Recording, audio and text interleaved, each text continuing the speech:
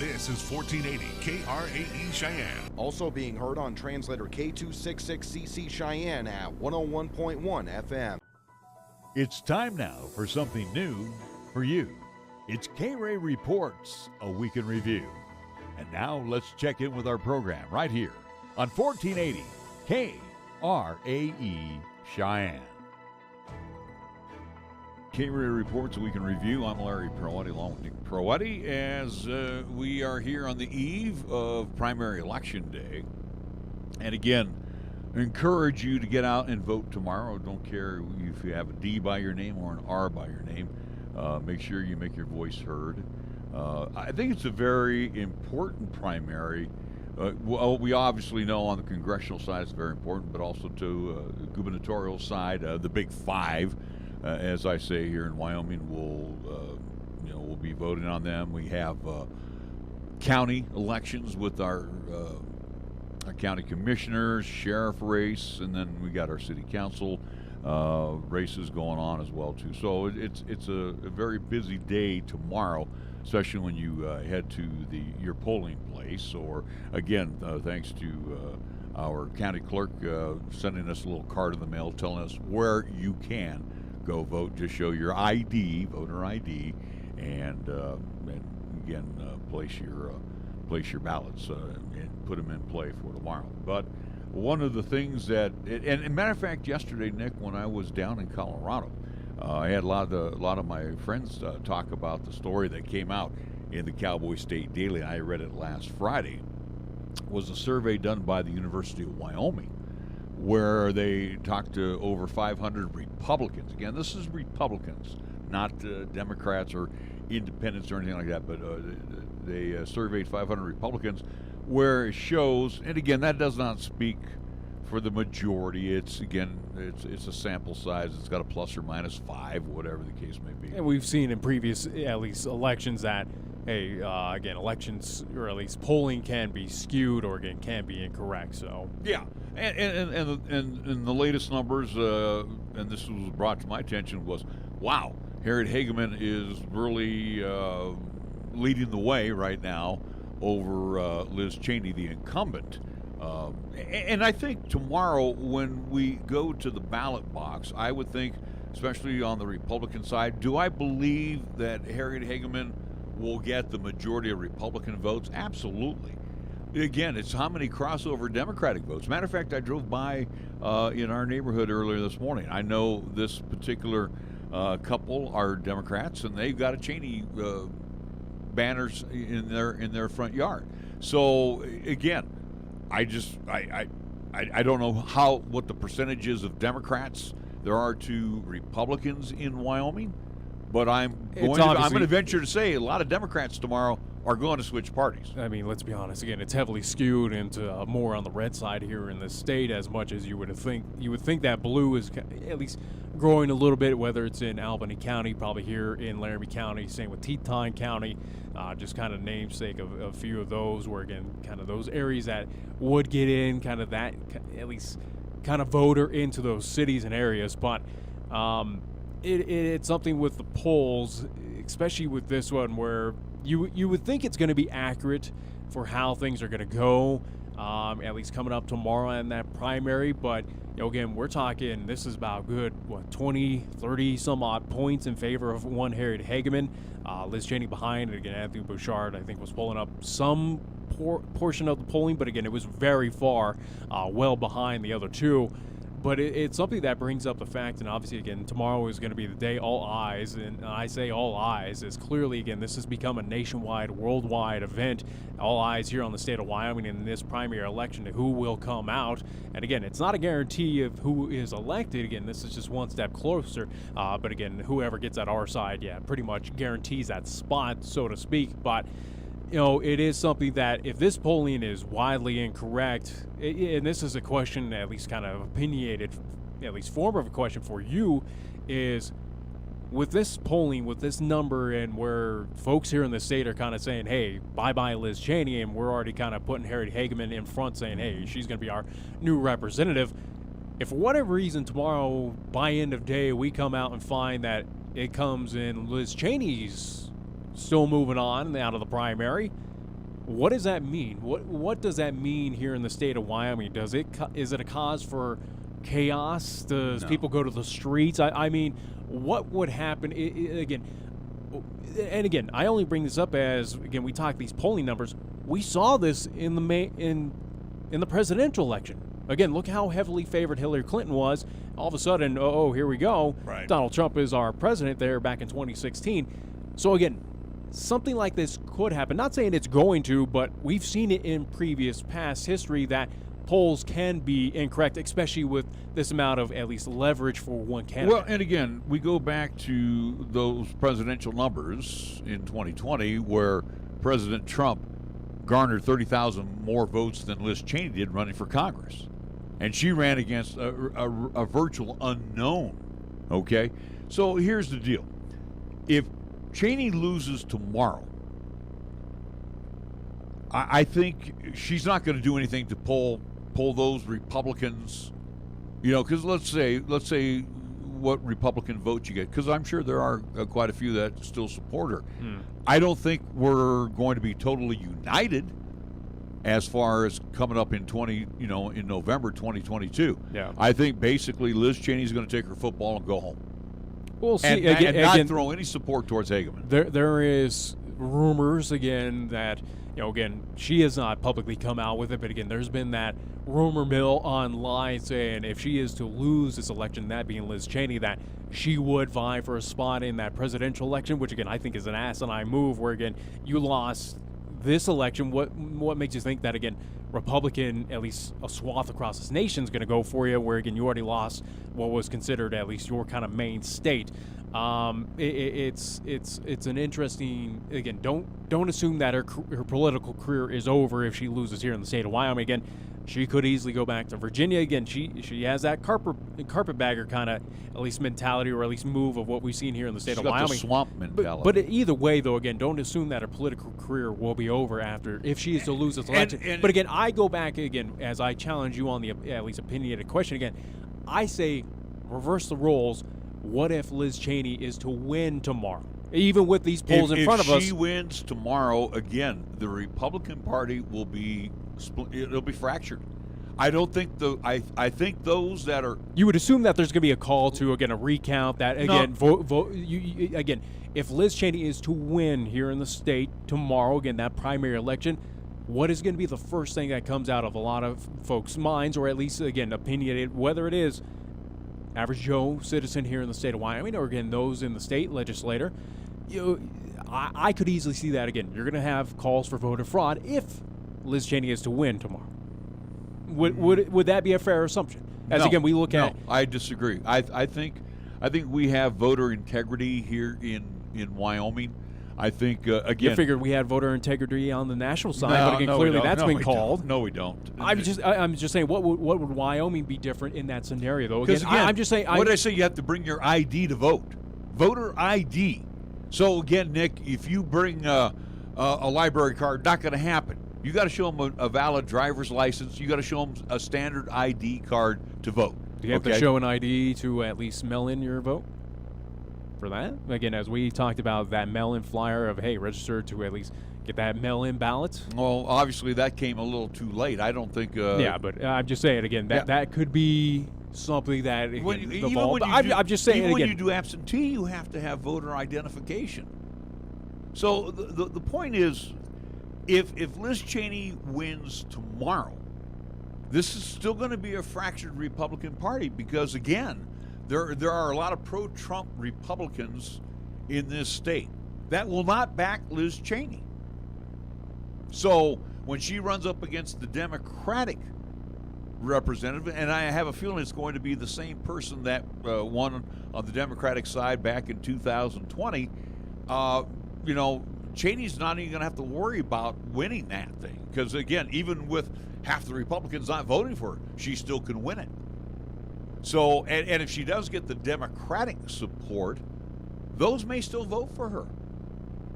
Because again, we're playing the politics game, where Liz Cheney is very anti-Trump. The Cheney family is anti-Trump, and Cheney has reached across the aisle, and she's been part of the January 6th committee, which has upset a lot of Republicans. Which I'll say regarding the January 6th committee, I think it's just a kind of dog and pony show, so to speak. I think it's kind of ridiculous that we're doing something. Again, the fabric of our republic was not in jeopardy on that day. Again, it was a bunch of idiots that just went and did something stupid, but I don't think that, again, we were going to have the fall of a republic on January 6th back in 2020. But it is something that, again, as I see Liz Cheney go across the aisle, I have no issue with that. Again, I've spoken up many a time, again, as I stand on that independent side, that, hey, we got to work together. Again, as much as you might not like some ideals on that left side, you might not like some ideas on that right side, we got to find a way to come together and work for, again, what's the greater good of, again, the entire American citizen out there, again, from, again, Alaska on down to Florida here in the state of Wyoming. Again, we're all citizens. We all deserve, again, the best chance at a life and opportunity here in this country. So I have no issue with that. But again, I think that she has definitely digging herself a grave, again, especially with the ads that we've heard here on KRAE as well, too, that she's put out across, again, with Pops coming on saying, hey, I don't like Trump. He's a coward. Again, blah, blah, blah. Yeah, using all those terminology against that, where, again, especially with the recent, at least Mar-a-Lago raid on the FBI side, you're starting to see that more people are kind of sympathizing with the guy, if anything, that, hey, what the FBI kind of smells a little fishy and seems a little out of hand of what happened to him. So it was a bold move, and again, we've talked about this plenty, and we did last week, that this will absolutely blow up in the face of Liz Cheney. But as I stand right now, again, we're a day away from the primary. I think that, again, Liz Cheney, at least her time has come, that, again, she will be kind of ousted out of her position, that Harry Hageman will come in. But again, I go back to that 2016 election where, again, polls were so skewed and so out of hand, out of control, that, again, we saw Donald Trump come out, I don't want to say come out of nowhere, but again, it was something that the media said, hey, this guy doesn't stand a chance. Well, he did, and he won. Could it be a scenario that we see here in the state of Wyoming?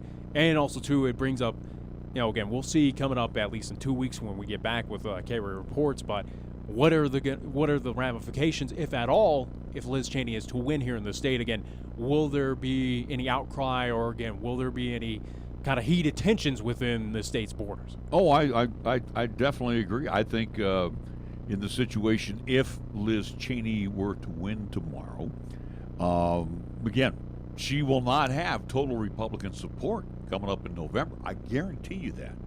Because, again, she has not been a good representative to the state of Wyoming. Again, when she first ran many years ago, a few years ago, I should say, she wasn't even living here. Her residence is in Virginia. Yeah. She has property in Wyoming. And again, you look at our current leadership in Wyoming. Barrasso is accessible. Senator Lummis is accessible. Lynn Cheney, she's on a milk carton. You very rarely see her around. She's made appearances, and again, I've reached out many a time to get her on the show, and again, to no avail. Again, I've gotten responses back, but again, it's busy this, busy that, and we'll see down the line. And again, hopefully, if she is even at least not elected here in the primary, again, we'll love to get her on at a point in time before she steps out of office to see, again, get her thoughts on just at least her time as a representative. Again, her kind of being in the at least national and worldwide spotlight as and it I'll stands say right good now. luck to you getting her on. She won't respond. Yeah, we'll see about that. But again, I have offered. I have offered that spot to Liz Cheney again to join us here, as we did with Anthony Bouchard and same with Harry Hageman. Going back to the Hageman, and it basically this is a two-horse race. Bouchard, you'll garner some votes, and that would be probably, I hate to use the phrase ultra-conservatives, but my point is, though, if I'm Bouchard, especially looking at this election right now on this side, again, on a nationwide side, if I'm Bouchard, I'm right now worried that I don't know if I can garner any more votes to kind of stay within that state legislative position right now, especially with all this negative news being garnered up about him. But we shall see. But yeah, it is absolutely. It's Hageman versus Cheney, and that's about it. Let me finish my phrasing, though, too. With Hageman, and again, with the support of President Trump, and President Trump's got one hell of a record in the candidates that he has backed. So the Republican Party may have some splinters or some factions in it, but for the most part, it's a pretty united party under Donald Trump right now. And I think in the situation where he has, stamped his seal of approval on a candidate, 9 out of 10 times, even more than that, they have won their primaries. So I think in this situation, tomorrow will be the biggest telltale. I think that's going to be the biggest test. And if you're equating that for at least former President Donald Trump, that again he has stamped. And again, you have to go off of the record that yes, candidates he's gone with have had that success. But this is the big step. This is the big stage to see if it is true, if it's not just some fancy or at least kind of a trending thing. This is going to be the big test of, again, does at least citizens here in Wyoming believe or at least really hold truth to that endorsement by President Trump? And I think with the polling as of right now out of the University of Wyoming, and I think the by-election results as of tomorrow, I think it will stand true. But again, we've seen wackier things happen. Again, it's something that I think that Harry Hageman, again, getting on board with that, again, going against at least Liz Cheney early on, I think really helped kind of steamroll this opportunity for her to kind of get into the position that she is. And again, what a hell of a time to at least find yourself, if you are Harry Hageman, to at least take advantage of, again, a poorly favored at least candidate or at least currently elected official of Liz Cheney, who again has had a lot of negative heat, especially here in this state. Because she has not represented the people. She's basically been doing her own agenda. She feels, and again, if you listen to the Dick Cheney ad where he said she abides by the Constitution, well, okay, you might be, but then again, too, a lot of us are not thrilled the way you're representing us. So, you go back to when President Trump appeared at the Ford Center in Casper. Overflow crowd. Outside, there was a crowd of people. And again, I think that, to me, this is my own personal opinion, I think that put Hageman over the top. And I thought Harriet performed very well in her speech, because like I said, I had a chance to watch it. I didn't go to it, but I thought she handled herself very well.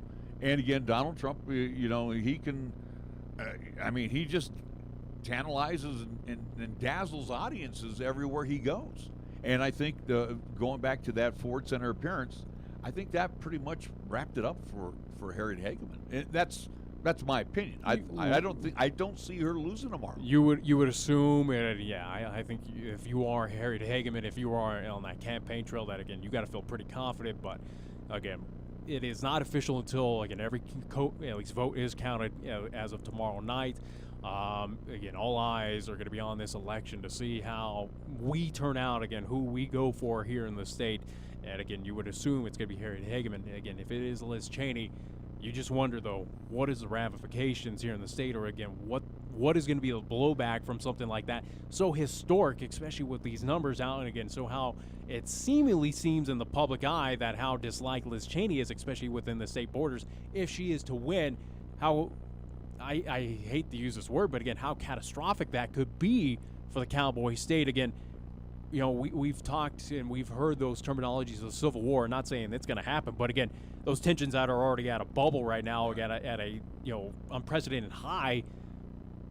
Not saying that could be the boil over point, but just imagine those tension rates again if Liz Cheney is to win within the state, and again that ripples across the entire nation as well too. And I agree with you on rippling across the nation, because I think, and people may disagree with me, but I look at tomorrow's election. That is, it's a very key indicator for how the Republicans are going to do in November nationwide. Because again, if we say no to Liz Cheney, and again the Trump package, so to speak, of candidates should fare well coming up in November. I mean, let's be real honest. I think, and again, too, we have seen across the nation, and I would hope tomorrow, especially in this primary, that trend continues. Numbers are high this year for primaries. Yeah. And Republicans are coming out and voting. So I would think tomorrow, those that have been on the fence or, like you said, I don't know if I'm going to go vote or not, I think tomorrow this particular race is going to send national waves across our 48 contiguous U.S. states, Alaska and Hawaii. And here's what's going to happen. I think it's going to be a trendsetter for November. I think if Harriet Hageman wins, you are going to see a major shift in the House of Representatives. Yeah, I think either way, again, whoever comes out again, it'll ripple across the nation, whether it's good, bad, indifferent, again, just however you kind of is your thinking on the political line. But it definitely will have that ripple again to see what the outcome will be, or again what the future will at least reflect on those kind of primary elections throughout this country. So we shall see. Again, it is tomorrow. Yeah, we encourage folks to get on out, vote again, not even just for that, at least race. Again, we have from state legislator, again, all the way on down, sheriff candidates, which again, very quickly want to get into that, as again, we're approaching time for our guests to get in, at least first guest here today on KRAE Reports. I do want to at least mention that, again, story came out of the Wyoming Tribune Eagle that, again, Laramie County Sheriff's race, at least it seems like they were showcased, or at least leading the way on the local election side for campaign contributions, as especially here in this county, the sheriff race has been pretty heated. And nothing against Boyd Reed. I think as we equated to the representative race between Hageman and Cheney, again, for Laramie County Sheriff, it's pretty much a two-dog fight between, again, one former chief of police, again, Brian Kozak, and also two, again, current at least county sheriff representative, again, with Don Hollingshead. I think it's come down to that two-man race. Be interested to see what side folks kind of lean on this one in this, at least, race of, again, do you trust the kind of conspiracy theorist of one Brian Kozak that is again tossed up some, at least I would say, opposing views on the crime stats here in the city and again Laramie County, where again, as we'll talk with Mark Francisco later on here in today's show, and also too, we've had that opportunity to talk to Don Hollingshead, saying, hey, folks need to calm down. It's not, those crime stats are not as bad as what others are trying to make it out to be. So again, interesting to see how this race comes out. Well, and again, too, you look in the sheriff's race, and again, Brian Kozak, who was a good chief of police. I don't have any complaints with his time as the head man for the chief of police. Don Hollingshead has paid his dues through the Laramie County Sheriff's Department. But I think a couple of things that happened for Don, getting the endorsement of a very popular outgoing sheriff, Danny Glick. Yeah. And again, Danny has been there for 5 terms. And then you look at another former sheriff who was pretty popular as well too, and that's Pat Barrett. So when you have a couple of former sheriffs, standing behind you, that only can bode well for Don Hollingshead. We haven't really heard a lot of endorsements being thrown Brian Kozak's way. So, and again, I'm talking about, political figures. Yeah, and again, if you go off of campaign contributions, again, more money was doled out to, again, Don Hollingshead more than Brian Kozak. But again, it was close. It was a couple $1,000s at least away. But on a local side, that is kind of a, equate that to UW polling of how folks kind of believe in one candidate or the other. Again, you got to assume that Don Hollingshead is going to be at least move on past that position here coming up tomorrow. It's interesting to see again that this is a heated race, and again, rightfully so, of whose leadership do you believe in? Again, the former chief of police, or again, guy who's been around this community for a long time, who knows what the ins and outs are, and again, has been a public figure as well too. Even though again, he's not the sheriff, but again, for Don Hollingshead, he's been up in center. Again, we've had him on for the Silent Witness. Again, he knows Cheyenne and Laramie County very well. And again, too, before we put the badge on them, they still have to run in November as well. That's true. So again, whoever comes out of this will have just as tough a fight coming up in November. It'll be 1 versus 1. But you look at the 4 candidates on the Republican side: Boyd Reed, Jeff Barnes, again Brian Kozak, and Don Hollingshead, the top 4. Do I see anybody getting 50% of the vote tomorrow? Probably not. I think if you get a 35%, 35 to 38%, then you're going to be moving on into the next round. We are going to pause for a little bit, be back with more of KRAE Reports we can review right after this. Message is for Shauna, my mom, who just finished her high school diploma. I wanted to say I'm so proud of you for finishing school.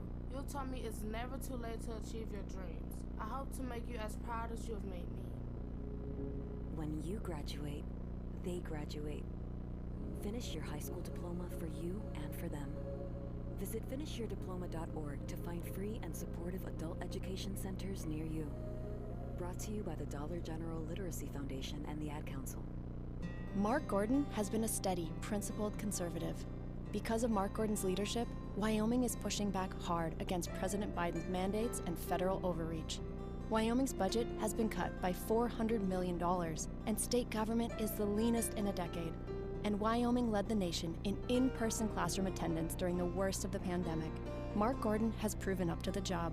Now he needs our vote. Let's stick with him. Paid for by Friends of Mark Gordon. Next time you have a craving for authentic Mexican cuisine, visit Hacienda Guadalajara at 317 East Lincoln Way. Locally owned and operated, they serve their dishes with family tried and true recipes with the freshest of ingredients, made to order. Start off your meal with their complimentary chips, salsa, and bean dip. And if you're feeling adventurous, enjoy your favorite margarita or cerveza. Hacienda Guadalajara, where the spice is always nice. For almost 60 years, 1480 KRAE has been Cheyenne's home for good times and great oldies. Add to that live play-by-play sports featuring high school football and basketball, along with LCCC men's and women's basketball. Now combo that with KYOY FM and you have Cheyenne and the area's only locally owned AM and FM radio stations. But we don't stop there. We also have 2 FM translators which serve the area with programming from both KRAE and KYOY. And that equals a lot of bang for your advertising dollar. Radio yesterday and now today, along with our websites, web streams, and digital ventures makes us your one-stop shop. For more information, please call Larry Proetti at 307-637-0301. Treat your taste buds to a warm bagel at Mort's Bagels with your favorite cream cheese. Perfect for the office or perfect at home. Mort's Bagels are always made fresh and delicious daily. They are perfect for breakfast and lunch too. Did I mention perfect? For 3 decades, Mort's has served us with amazing bagels and customer service. Ask about their specialty and seasonal selections too. They even deliver. Mort's Bagels. Treat yourself today. 1815 KRAE Avenue, downtown Cheyenne. Here's the latest weather forecast on 1480 KRAE. Weather happenings on tap for today. Partly sunny. Expected daytime high near 78 with a chance of showers and afternoon thunder. Mostly cloudy tonight. A low down to 55 degrees with a chance for evening showers and thunderstorms. Tuesday's forecast, mostly sunny. Look for a daytime high near 82 with a slight chance of showers and thunder in the afternoon. And for Tuesday night, mostly clear with our low down to 55.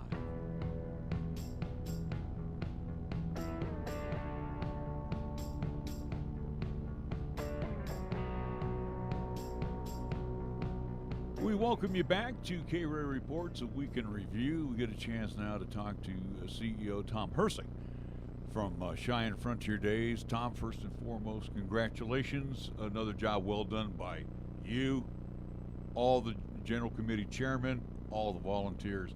Another successful year for CFD. Absolutely, and it does take all those entities, plus the city does tremendous things for us, the military base, the state of Wyoming. This really is a community effort, and it takes everybody involved to pull it off. And, we always call it the world's largest outdoor rodeo, but the national attention we're getting now, matter of fact, I got to watch Championship Sunday, I do believe, on the Cowboy Network. Again, just the people knocking on your door wanting to be a part of Cheyenne Frontier Days that are not just Cheyenne anymore. Right. It's incredible what the Cowboy Channel, I think, really did throughout the COVID years. It was really the only sport that was still being televised. So I think that built, revitalized some of the older and some of the rodeo fans that haven't been traveling. And Cheyenne really benefits from that because we are one of the very few bucket list items in rodeo that there are. You got San Antonio, Houston, all those big events, but they live in communities of 2-3 million people. They draw mostly from their communities. We, at Cheyenne, at Frontier Days, we typically get, a third of our customer comes from Wyoming, a third from northern Colorado, and about a third from the rest of the world. So we have quite a diversified group that comes to Cheyenne Frontier Days. We get visitor from every state in the union and 31 different countries. So not very many rodeos can boast that kind of worldwide recognition. Well, and again, obviously it paid dividends this season. Again, where we unfortunately didn't get a whole lot of opportunities as we were busy with the baseball state tournament up at Sheridan. Right. But again, the one day that I was able to go out to Cheyenne Frontier Days, again, lots were full. And I think that was, at least that Saturday, again, a lot was pretty full. Fans were in attendance, again, whether it was Carnival Grounds or again getting ready for Brooks and Dunn. I think that was a concert that night. Let's talk about, again, here we are, a couple years past the pandemic, where again Frontier Days, it shut down for that one lone year, but it seems like year in and year out, fans are returning back, or again, we're getting those crowds out there. This season here in 2022, did we break any attendance records? At least, where were we on fans coming out to CFD this year? Were we on par, or where were we? Well, I think you got to remember, we had our 125th the year before with Garth Brooks, Blake Shelton, Eric Church, Thomas Rhett. I mean, and plus we were coming out of that COVID when everybody had been, panned up for quite a while, and they were looking for something to do. So, the encouraging thing about, if you look back at the 100th of Cheyenne Frontier Days, the 101st was a horrible year. It dropped off so far that it was, we really had to retool our event to get back to where we are now. We didn't see that much of a fall off, and we still had a great night show lineup. We didn't have what we had the year before. We didn't have the Chris Ledoux dedication, but being down 12,000 rodeo or night show tickets and being kind of on par with rodeo. The great thing about rodeo is the last 4 Saturdays have been sold out at Cheyenne. We very seldom ever sold out a performance, and so those Saturdays are getting to be big deals. And we had a lot of unhappy people that are used to every day coming out and being able to get tickets, and they walk up to the window. We don't have any tickets for those days. They're not very happy about that. But to have 4 sellouts on Saturdays the last 2 years, that shows that we're still there. I'm glad you brought up tickets. As for CFD, we moved in away from kind of the paper tickets, even though again that's still an option out there. But again, we were kind of going heavy on mobile devices, the mobile QR codes that again a lot of sporting events around this nation are getting into. Is there any pushback, or do we have any difficulties with that here in 2022? Are folks kind of accepting that, hey, that is the new day and age on tickets? So 2 years ago when we were coming out of COVID, we had to focus on anything we could do that was touchless, because nobody knew what COVID was going to be like. So that year, we had to have just strictly digital tickets. This year we offered the digital tickets, but we also offered hard tickets to those people that really just didn't feel comfortable with the technology, and me being one of those. I use my Access app a lot with my tickets, of sending them to people. I actually tested the resale because I am an annual ticket or a season ticket holder. I tested the resale. So on Thursday, which is typically a light day of the rodeo, the night show was not a country show. It was Co Wetzel and Nellie and that group. I put my tickets for sale at 7 o'clock Thursday morning. At 7:30, they were all gone. So this Access really does a lot of great things for not only the season ticket holders, but even somebody that just has tickets, that instead of having to go meet somebody and give them tickets. And it was very simple for me to use, and that says a lot right there. Tom, I was thinking about, and again, we're talking with Tom Hirsig, CEO of Cheyenne Frontier Days. Again, head man there, and me as a business owner. And when the economy started getting a little nerve-wracking, let's say about April-ish, and we saw gas prices go up to about $5 a gallon, and it was food was going up, and electricity. We just go right down the list of all of the things that we use every day. You as the head man there rallying the troops, was there a little cause for concern when we saw some of the economics of the country getting a little out of hand for us? Yeah, absolutely. You always got to think about that and how that's going to affect your event. And we started thinking about that even the year before when we were booking acts. We came off of a year where we spent a a lot of money on night show acts, but we knew that we would be in good shape with those. So, you know, instead of booking every night with $1 million show, sometimes you have to not book like that because being unsure of what the market's going to be. And that's another reason why we try to diversify our night shows. Everybody says, why don't you have country every night? Well, we can't support country every night. I mean, that's coming out of the same billfold, the same, you know, everybody out of the same money pile every time. You've got to bring some diversity in to bring a different range of people into your event. So, you know, those years that, you know, 125th, we felt we're going to be strong country. We're going to have, you know, everybody's coming for the 125th. So it actually starts a year in advance of how we book some of those night shows. According to what our best guess of what this economy could look like next year is going to be probably even more of a challenge than this year. You know, and I know the answer because I've had that opportunity to be part of Cheyenne Frontier Days for many, many years. Past committee chairman, which would be Jimmy Dean Seiler, who had a great run as your general committee chairman. Tell us a little bit what happens to them. Do we put them out to the fields for stud, or you know, do they go back to their former committees? What happens to our past committee chairman? Because again, you know, to be a committee chairman, and again, you can relate to this. It's a very high prestige honor. It is. You know, a lot of them. It varies. A lot of them feel like once they get done being the chairman, they're pretty well. They've done their part of Cheyenne Frontier Days, and so they became. I mean, they're Buckle Club members forever out there. So some of them just go and they just kind of associate during the rodeo or night show with some of the other Buckle Club members. A lot of them, most all of them, will take at least 1 year off because that's just, you know, paying respect of who's coming in behind you. Let them kind of make their way in the organization. So most all of them will step away for a year. Some of them come back on other committees. They're not done. So they come back, and some of them even come back on their own committees. And we have a new committee chairman, so let's introduce him to our audience. I think a great choice to you know, keep the flow going. Absolutely. John Contos, who, you know, is second generation at Cheyenne Frontier Days.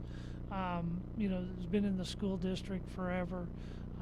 Actually, John and I graduated high school together. He's going to do a great job for Cheyenne Frontier Days.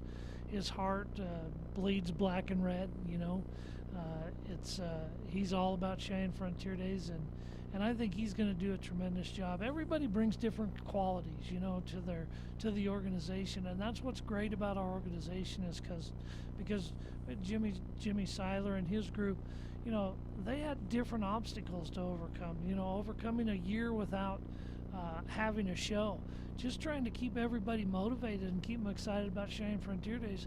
They were absolutely the right committee to do that because they did that. Jimmy's, you know, as you know, Jimmy, he's full of vim and vigor, and he's always excited and walks into a room that you know, you can't help but smile when he comes in. And boy, I'll tell you, that was really important for us to have that at that point in time.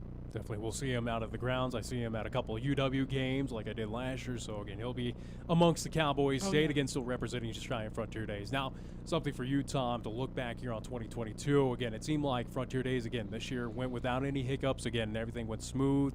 You know, the only issue is we dealt with weather, but, hey, you know, that's going to happen. Again, we deal with it here, again, various, at least, times of the month for here in the state of Wyoming. But were there any issues or anything that needs to be addressed in 2023 that you and the board will get together? Was there anything from concessions to lines to parking? Was there anything that was a growing issue that needs to be addressed for 2023? Yes, on all the above. You know, you keep in mind we do an event, a 10-day event. We don't have very many days to work on improvements, and so within that 10 days, you always find things in every area that you can get better. I don't think there's one area where we feel we've solved this, we're done.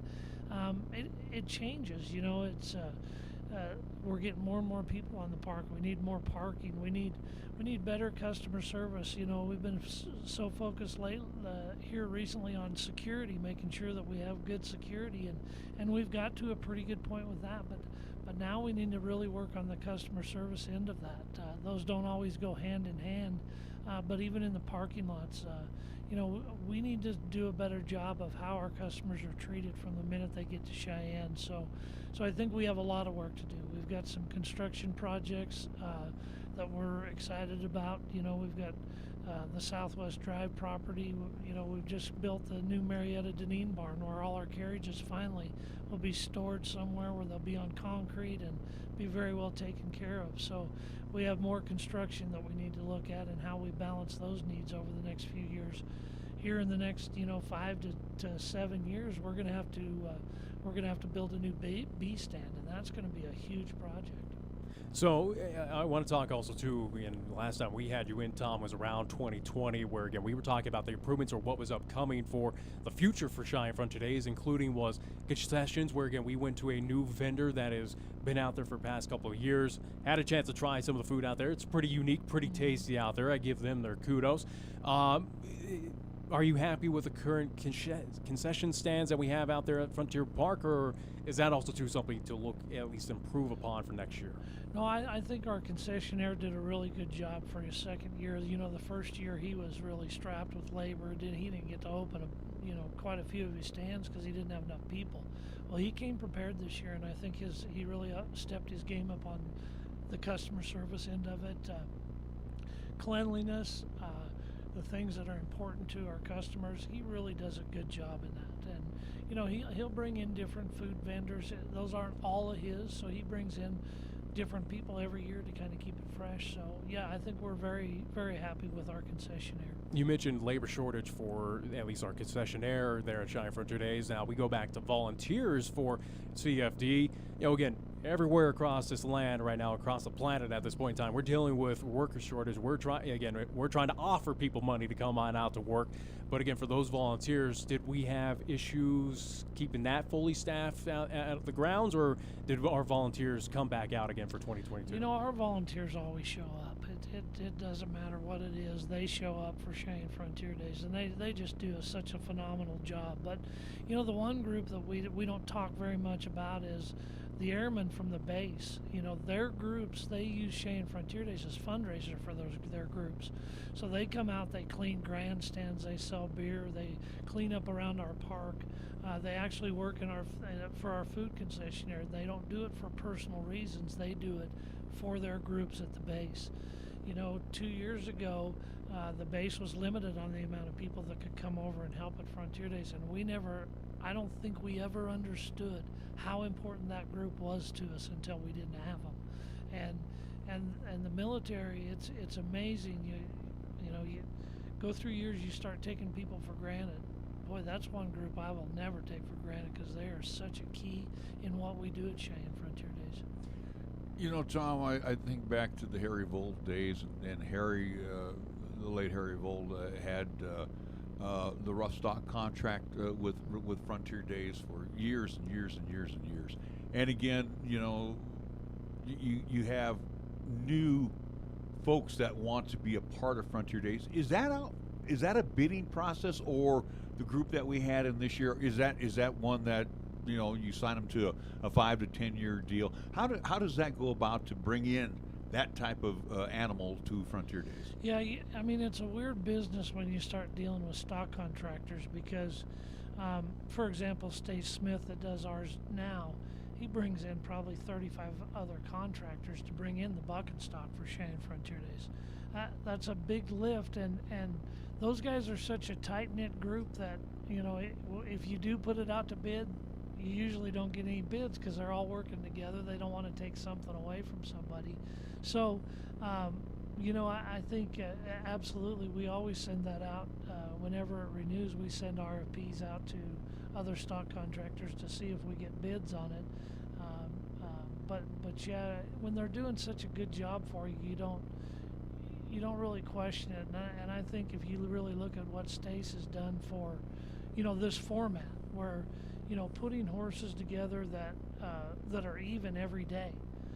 He does a tremendous job. Almost everybody's got a chance to place or win something at Cheyenne. So he does a great job. But we're always looking at, the new and better things that are out there.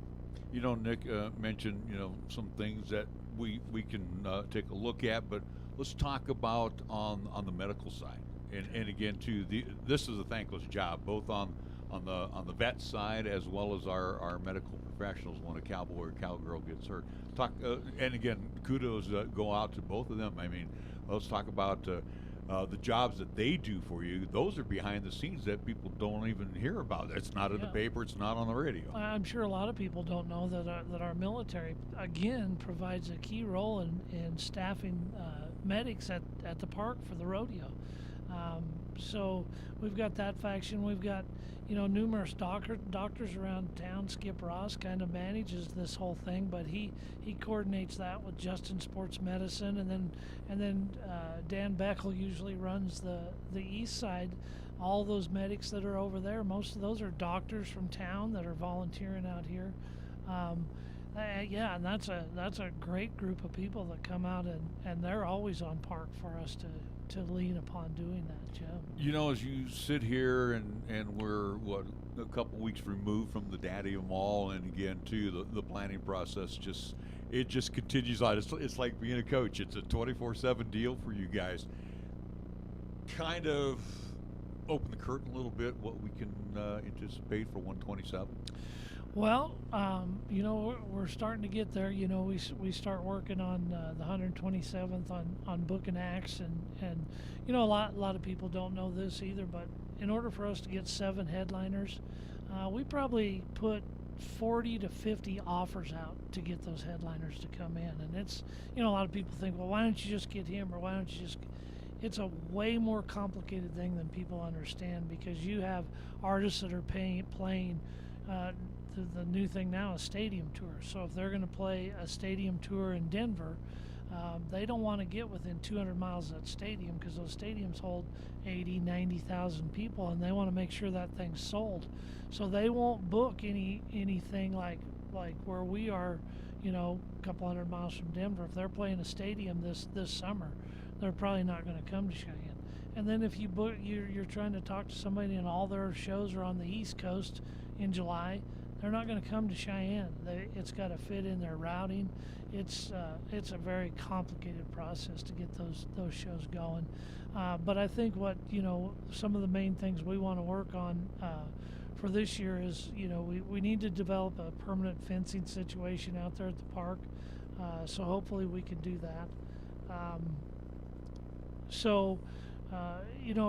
Right now there's really, I wouldn't say there's anything behind the curtain right now. We're going to be putting on some new general committee guys along with John Contos this week. We'll sit down.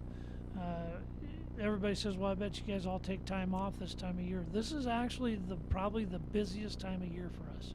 We've got a staff retreat, a general committee retreat, and a board retreat all coming up within 45 days. We have to have all our finances tied out. We've got to have somewhat of a semblance of budgets that we need to get approved before the end of the year. Plus, we have to sit down with the new chairman, and we've got to figure out directions for their committees and what we may need for construction projects for them. This is really a crazy time of year up until about the end of November. This may be our busiest time of year. Well, and also too, and again, I throw this out there. The state fair circuits are going on right now. There's still a lot of rodeo to be had right now. When we go out to these various events, we don't go there to look pretty. I mean, we see all the photos of everybody. Hey, I'm in Houston or whatever. But is that also a fact-finding tour? Is it ideas that we try to develop into our own, or hell, they might be stealing some of our ideas? Well, that's the great thing about rodeos. We don't compete with rodeos for entertainment dollars. Even Greeley or Denver, we're not competing with them, or Sheridan. We all have our niche markets that we deal in, but most of those markets are like-minded people. They all like the same thing. So, we just got back from Calgary right before show, and the reason we go to Calgary is because they put on great events. They come up with new ideas. Calgary was down here at our show, and they're here for the same reason. They want to see what we're doing and what we're doing right, and the best form of flattery is when somebody copies you, right? So we see a lot of our things appear at other rodeos, and we're not afraid to use some of their things. So it's a great fact-finding tour. Final question for you, Tom. And again, we appreciate you coming on in studio, giving us the update, and again, talking about recapping CFD 2022. As we prepare, plan, we look forward to, again, next year and the years to come for CFD. Again, Frontier Days is a community event, and again, it's about Cheyenne, it's about Laramie County, again, what it does for that week long here at the end of July. You know, we've seen in years past as well, too. We saw the Sean Dewey Memorial Rodeo head on out to Frontier Park, go give those college athletes an opportunity to at least kind of perform in the big arena, the big time opportunity for that. Is CFD looking into other opportunities like that, again, community events to get folks out outside of July to Frontier Park to, again, kind of make it a community time there at Frontier Park? You know, absolutely. We always try to encourage. We do the farmers market out there. We donate that to the city. You know, Super Day. Our facility is, you know, it's not really designed for like the normal everyday rodeo. You got to have kind of specialty events. So, and we want to kind of keep ours that way. But you know, we've got this fall coming in. We've got our Labor Day team roping that probably brings, I don't know, probably 3,000 to 4,000 people to town. We've got a team pinning coming up in 3 weeks. That's supposed to be a pretty big deal with having the first team pinning really here at Cheyenne. That's going to bring a couple thousand to town. So we're always, I mean, that's our mission is, you know, helping the community with economic success. So every time we do get a chance to bring people to town, you know, we like to do that. Final thought for me too, Tom, and again, I echo what Nick said. Thank you very much for coming in. And you mentioned the keyword city. So again, there's always the naysayers out there, and there's always the positives. But again, Cheyenne Frontier Days brings in, you know, 100,000, couple 100,000 people that grace our community, whether they stay in our hotels, eat at our restaurants, or stay out of the park all day long. It's their choice. But again, you, along with our city leaders, obviously get together and let's talk about that relationship, because obviously after an event is done, you sit down and say, hey, we did this and they did that, because, you know, obviously you need law enforcement to help out. Just some of the things that I'm throwing out there, but talk a little bit about that relationship heading into 127.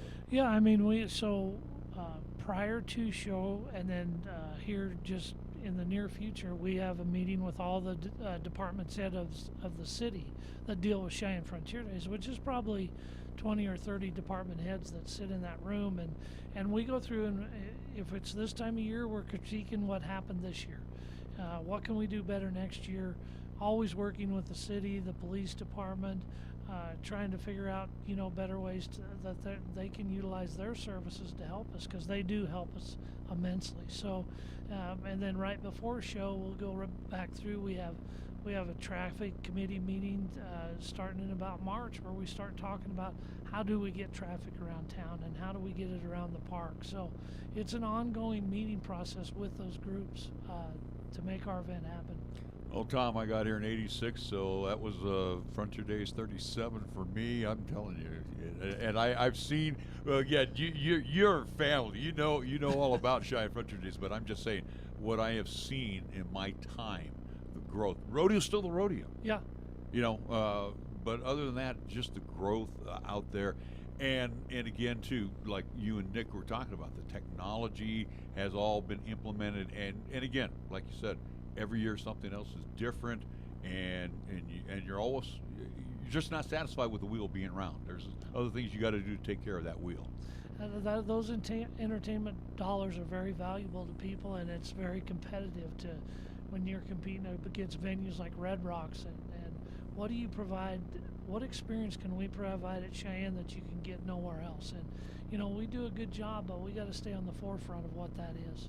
All righty, Tom Hirsig, CEO CFD, join us here on 1480 KRAE. We will be back with more KRAE reports that we can review after these words. It's no secret. Liz Cheney is desperate. Liz will do anything to cling to power. She's using Democrats to fund her campaign and begging them to switch parties just to vote for her. Now Liz is using D.C. dark money to run her TV ads, lying about Harriet Hageman. And we don't take kindly to liars here in Wyoming. The D.C. political insiders want to keep Liz in power so that they can continue controlling Wyoming's only congressional seat, Why else would Liz vote to restrict our right to bear arms? Liz Cheney is a serious threat to our Second Amendment. Unlike Liz, Harriet Hageman is endorsed by Gun Owners of America and received an A rating from the NRA. It's time to tell Liz Cheney and the D.C. insiders, enough is enough. I'm Harriet Hageman, candidate for Congress, and I approve this message. Paid for by Hageman for Wyoming. Speeding wrecks lives. Speeding is a major problem among drivers. One of the biggest challenges in addressing the dangers of speeding is that this behavior is widely accepted nationwide. The 2022 Speeding Wrecks Lives campaign seeks to educate drivers on the dangers and consequences of speeding, such as a speeding ticket, getting into a crash, or injuring yourself or others. In 2020, there were 11,258 people killed in speeding-related crashes, accounting for 29% of all fatal crashes in the United States. Much like impaired driving, speeding is a selfish choice that can have deadly consequences for the driver, vehicle passenger, and pedestrians. Paid for by federal highway safety funds. Your memorable adventures start right here at Kia of Cheyenne. I'm AJ Miller, and it's time to come in and see the new 2022 Kia Sorento with exceptional style, safety, and comfort for the money. Get plenty of value and standard features like 3-row seating for up to 7 passengers, 8-speed automatic transmission, remote keyless entry, and an 8-inch touchscreen display. Come into Kia of Cheyenne, call 775-0123 or go to kiaofcheyenne.com, and we'll make it easy. This is 1480 KRAE Cheyenne. Chase your new adventures with the fun and rugged all-new 2023 Kia Sportage. I'm AJ Miller, and you will impress and rule the road with the 2023 Kia Sportage. Kia Sportage comes with an outstanding array of available features, a 12-inch dual panoramic display, premium audio, and wireless phone charging. Kia Sportage also has best-in-class cargo space. Come by Kia of Cheyenne, call 775-0123, or go to kiaofcheyenne.com. We'll make it easy. Check out the huge savings this week at Town & Country Supermarket Liquors. Here are just a few of the terrific weekly specials. It's your one-stop to shop featuring these Super Radio buys heard only right here. Black Velvet Canadian Whiskey, 1.75-liter bottle, $13.49. Corona Seltzers, all available varieties, 12-pack, 12-ounce cans, $16.99. And Jameson Irish Whiskey, 750 milliliter bottle, $17.99. Town & Country Supermarket Liquors on the South Greeley Highway, Cheyenne's low price leader. I've been looking at the candidates running for state senate, and you know what I found? Incumbent Senator Pappas has been voting like a good old boy all the time he's been in office. I am voting for retired Major Rachel Bennett because she has stood against the corruption here in Wyoming, and we need more fighters like Rachel Bennett in the Senate. Rachel Bennett will stand up to the good old boys. I'm voting for Rachel Bennett for state senate because I want someone that will fight for me. I'm Rachel Bennett, and this message is paid for by the committee to elect Bennett for Senate. Here's the latest weather forecast on 1480 KRAE. Weather happenings on tap for today. Partly sunny, expected daytime high near 78 with a chance of showers and afternoon thunder. Mostly cloudy tonight, a low down to 55 degrees with a chance for evening showers and thunderstorms. Tuesday's forecast, mostly sunny, look for a daytime high near 82 with a slight chance of showers and thunder in the afternoon. And for Tuesday night, mostly clear with our low down to 55. It's time now for something new for you. It's KRAE Reports, a week in review. And now let's check in with our program right here on 1480 KRAE Cheyenne. And something new, too, as we get to extend an extra hour and we bring in our next guest. She is the superintendent of Laramie County School District number 1. Matter of fact, it was interesting as we were just getting on the air. Dr. Margaret Crespo joins us, her second year at the helm, and she mentioned that it was about this time last year that we had her in. So, Dr. Crespo, thanks so much for coming back and chatting with us. And I guess the key here is we're all amped up for another school year, right? Yeah, absolutely. Thanks for having me. You can go ahead and bring that mic down just there. There you go. All right. Really excited for our school year. It's my favorite time of year, and we're just gearing up. Is there, and we'll get into kind of the crux of the conversation right now for you, at least, Doctor, but, again, last year at this time when we had you in, we were talking mask mandates. We were talking, again, trying to make sure that, hey, we could have school go forward without any hiccups again, without losing students to, again, those quarantines, which, here we are in 2022, CDC has said, hey, no more quarantines. We're past kind of the mask mandate. We're kind of overall past the pandemic, so to speak. But I guess the main concern now heading into this school year, and I'm not sure if it is for Laramie County School District number 1, but again, we're seeing it a nationwide side. Are we dealing with teacher shortages that you and company have to kind of worry about, or at least kind of figure out as, again, school is approaching very quickly? Absolutely. It's a national shortage, and I think specifically here in our area where there are a lot of competing components, we want to make sure we're bringing in and retaining the best and the brightest in our classrooms for our kids, and it definitely is an impact.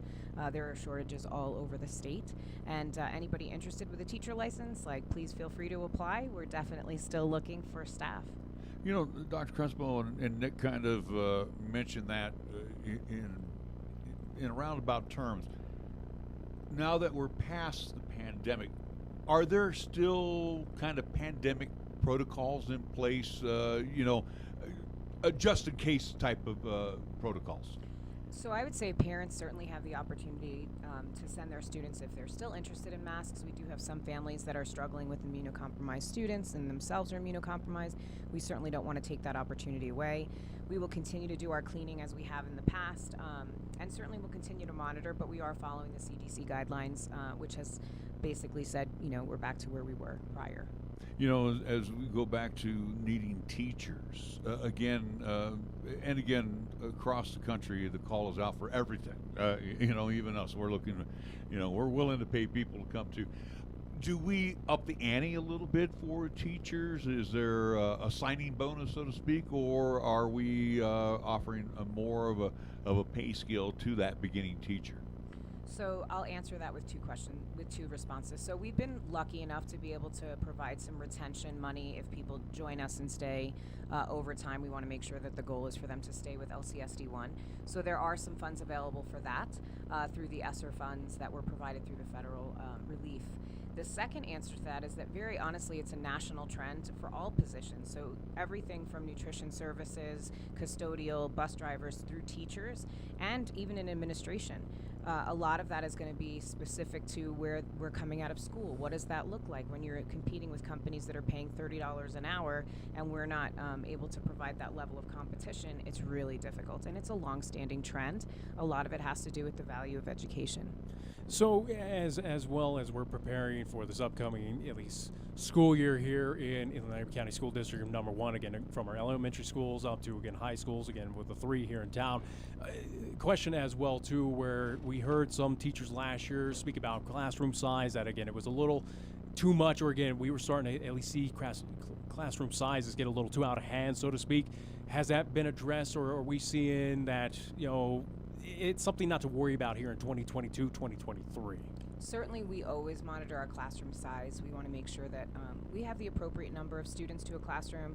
The state has a 16-to-1 ratio for funding. Of course, as there are shortages, we'll have to up those numbers, but we continue to monitor on a regular basis. Even now, as school is just beginning, as we're just launching, we are checking every day to make sure that those numbers stay reasonable.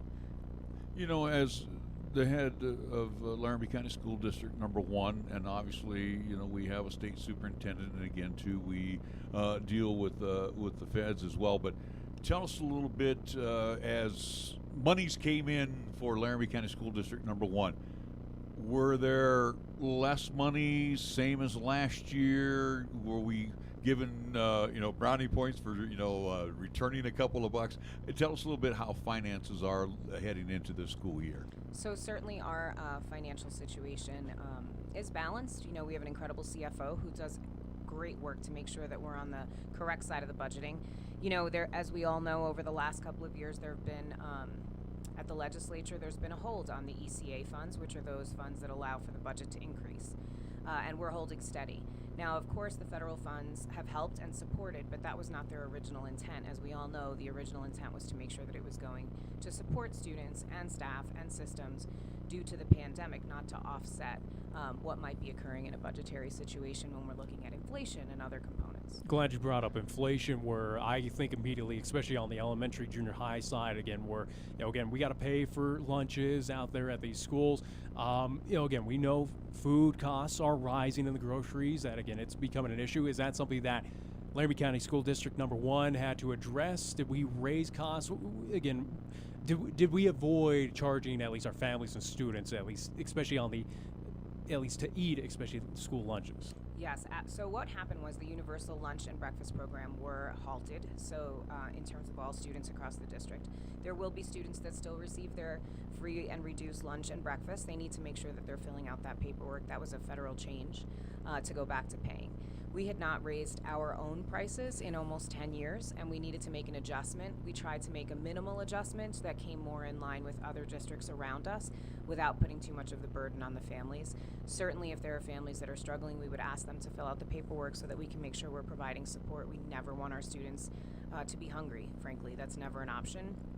And we have seen some of those inflationary costs in our utilities as well. Remember, we transport thousands and thousands of miles, and fuel is really costly right now. So those are some other components that often we don't think about because it just runs. Well, and it's something as well, too, where, again, we talk athletics. We've seen, again, what happens, especially as now we're approaching football as well, too. Again, that's a couple of weeks away where, again, especially here for our 3 high schools, again, they travel many a mile to go up to Gillette, to, again, Rock Springs, Sheridan, again, throughout this large state that is Wyoming. Is that something that, for you as a superintendent, do you get with athletic directors? Do you get with the Wyoming High School Activities Association and say, hey, gas prices are a little high right now.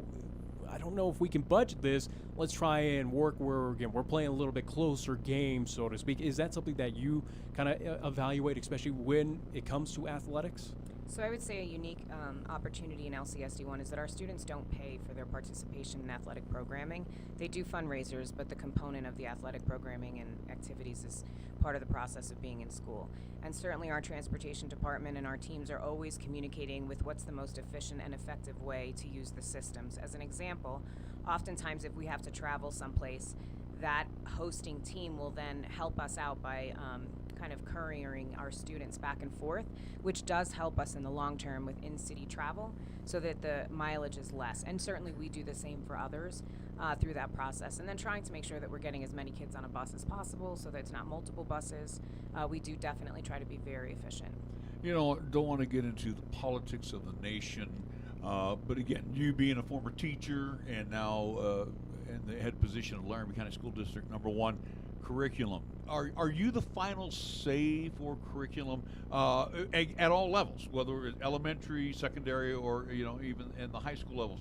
Are you the final say? And again, I wouldn't even know how that is brought up to you from union leaders, school boards. How does that all come about? And again, like I want to go back to that original statement. Are you the final say of curriculum? So there is a really clear process of policy adoption and policy system for instructional materials. So the process includes committees, parent feedback, expert rubrics. So we use systems to make sure that we're evaluating a plethora of options for curriculum if it's it's a 7-year cycle.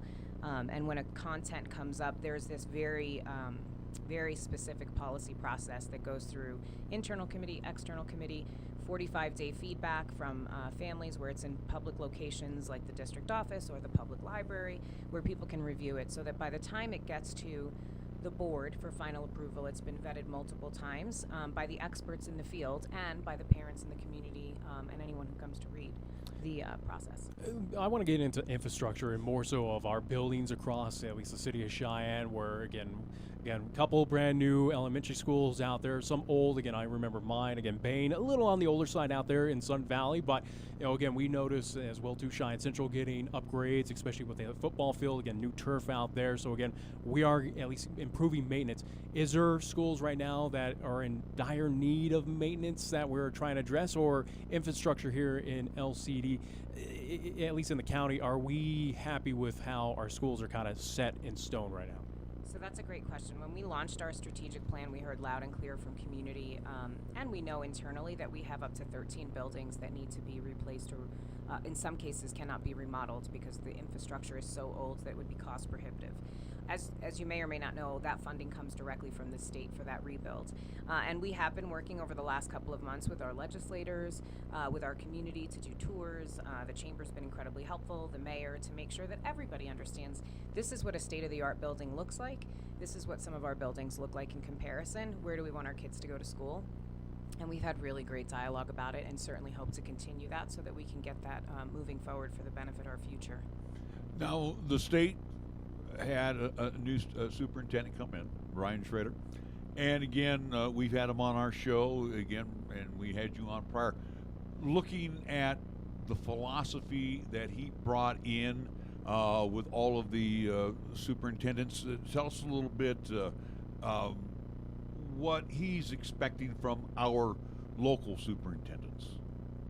So Superintendent Schrader, as well as some of the other candidates, have connected with me personally just to, see where we are, what does the philosophy look like, where are we going with our strategic plan, and all have been open to that communication over the last couple of months. And I think one of the components is that Superintendent Schrader sends out regular communication regarding what the department is doing and their expectations.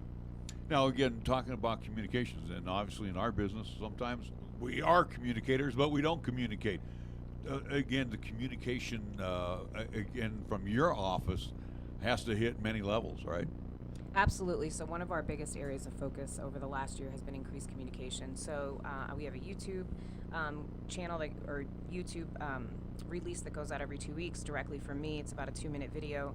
We then put that in writing as well. We update our our website after board meetings, and we also send home regular communication. Our goal is to make sure that parents and community know what's happening, and then certainly interviews and things like that, letters that go home on a regular basis, and then for parents specifically, the remind messages through the district.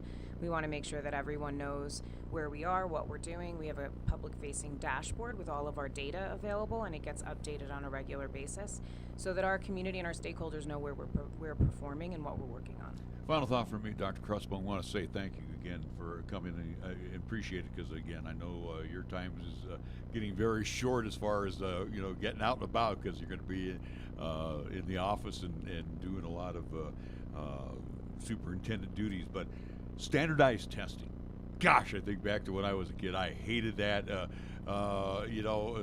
The aptitude tests, I think that's what they were called back then. Do we have those already in play for our students this year? And again, do you have the final say, or is this a national type of aptitude testing? So we have a variety of assessments. The state requires the YTOP, and then we internally have a variety of measures. We want to make sure that we're always looking at students' performance, not through just one lens, which would be a national or a state assessment. We also make sure that our students in the classroom are getting just-in-time check-ins. Their teachers know what's happening, where their learning is, what they've learned recently, and we want to make sure that we have multiple data points to determine where a student is. So yes, we have the assessments. There are even some national components, AP, ACT, and we want to make sure that all of that comes together for the profile of a student. And then I just want to share that over the next 100 days, just like I did last year, I'll be going out to all of the buildings and departments and community to once again seek feedback on our system and how we're doing with Strat Plan. So I look forward to meeting more community members and more parents. And where do we, in your opinion, where do we rank reading, writing, arithmetic?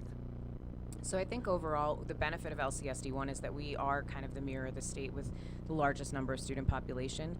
Our students are incredibly successful as they graduate. We have many Hathaway scholars. We have many students that go on to higher ed that do military, trade, all kinds of options, and they're incredibly successful. And we want to make sure that we're honoring what that looks like, not just a single point in time. Well, I was going to ask also too feedback, or at least your opinion on, again, I hate to bring this up, Doctor, but again, as we've seen recent events across the nation, again, we go down to Texas of the unfortunate events, and again, it's been, a trend in this nation, but thankfully, again, it has not happened here in Cheyenne, or at least here in the state of Wyoming. But safety-wise, obviously, again, those officers in those hallways, again, from junior high schools here in the city of Cheyenne, safety, you got to feel that, again, Cheyenne Police Department, again, does a very good effort of keeping our students safe. We absolutely have a great partnership with Cheyenne Police Department as well as the county. And we also have a safety and security administrator in the district that was brought in at the beginning of January 2022, so February or so. And he's done a comprehensive audit, and we're working really hard with our partners to make sure that we're able to respond at any time that something happens. Anytime you're in a leadership role, it's a thankless job. And again, too, you look back 1 year into this, and now as you get ready for your second year, things that you got accomplished and things that you like to do here in the future. So in brief, I would say super excited about the work we did around the strategic plan, just launching that community component so that people hear what we're doing. We've done things like automate our system so that our financial system isn't isn't behind the times in terms of turnaround time and things like that. Our commitment to our custodial, our commitment to our staff and teachers, professional learning, making sure that our people feel valued and appropriately accommodated in the system. Like, we can't live without our teachers and staff, right? We can't open schools. Making sure that our kids are aware that we appreciate them. We've done a ton of work around our youth over this last year. And then our community partnerships, healthy relationships. We want to make sure that our community partners, we're reconnecting with a ton of partners so that they know what we need and we know what they need, and we can build a better future for our students. I would say those are the big three for us, and we'll continue to celebrate as we move forward. Dr. Margaret Crespo, thank you so much. Good luck again as we look ahead towards the upcoming school year. All right, Dr. Margaret Crespo, join us here on 1480 KRAE. We're going to pay some bills. More KRAE reports that we can review coming up. In our nation's 246-year history, there has never been an individual who is a greater threat to our republic than Donald Trump. He tried to steal the last election using lies and violence to keep himself in power after the voters had rejected him. He is a coward. A real man wouldn't lie to his supporters. He lost his election, and he lost big. I know it, he knows it, and deep down, I think most Republicans know it. Lynn and I are so proud of Liz for standing up for the truth, doing what's right, honoring her oath to the Constitution, when so many in our party are too scared to do so. Liz is fearless. She never backs down from a fight. There is nothing more important she will ever do than lead the effort to make sure Donald Trump is never again near the Oval Office. And she will succeed. I am Dick Cheney. I proudly voted for my daughter. I hope you will too. I'm Liz Cheney, and I approve this message. Paid for by Liz Cheney for Wyoming. For nearly 30 years, family-owned and operated Lennox Auto Body, along with the Auto Glass and Detail Center, has been serving our community with quality and customer satisfaction. It's a pretty simple drill. When you want it done right the first time, call Lennox Auto Body for an appointment at 307-634-6608. Lennox Auto Body at 1020 Dunn Avenue. And the Auto Glass and Detail Center. Remember, it's not clean until it's Lennox clean at 617 East Pershing Boulevard. Lennox Auto Body. No shortcuts, no compromise. We are the key to your cleaning success. The Key People that provides affordable office and professional cleaning services for over 40 years with exceptional customer care. All of our contractors have background checks and are licensed and bonded. We guarantee you a safe and secure service that is tailored to your individual and business needs. The Key People do not impose year-long contracts, and all quotes are free, confidential, and personalized. Call Key People at 1-800-468-8283. That's 1-800-468-8283. 1480 KRAE is your home for live play-by-play coverage of high school basketball and football. To hear all the play-by-play calls of East, Central, and South football and basketball. You'll hear the conference action along with the postseason, and during the basketball season, 1480 KRAE features both boys and girls games. Catch all the exciting calls on AM 1480 KRAE, also streaming the games worldwide on the web at 1480KRAE.com. MHP is a certified public accounting and consulting firm located in Bow, Cheyenne, and Fort Collins, offering accounting, tax, and consulting services to businesses, not-for-profit, government, and individual clients. MHP takes pride in their commitment to providing close, personal attention to their clients. They also continue to invest time and resources in continuing education, state-of-the-art computer technology, and valuing their relationships with you. MHP is a proud supporter of local and UW athletics. MHP, 314 West 18th Street, or call 634-2151. I'm Brandon Warner with the Silent Witness Crime of the Week. Laramie County Sheriff's Office is seeking information related to a vehicle burglary that occurred in the 9200 block of Bell Avenue. Between June 22nd and the 26th, a vehicle was entered. A Springfield XD handgun was taken. If you have information about this or any other crime, call Crime Stopper Silent Witness at 638-TIPS or on the web at silentwitnesslaramiecounty.com. You will remain anonymous and may be eligible for a cash reward of up to $1,000. Together, we can make a difference. Here's the latest weather forecast on 1480 KRAE. Weather happenings on tap for today. Partly sunny, expected daytime high near 78 with a chance of showers and afternoon thunder. Mostly cloudy tonight, a little down to 55 degrees with a chance for evening showers and thunderstorms.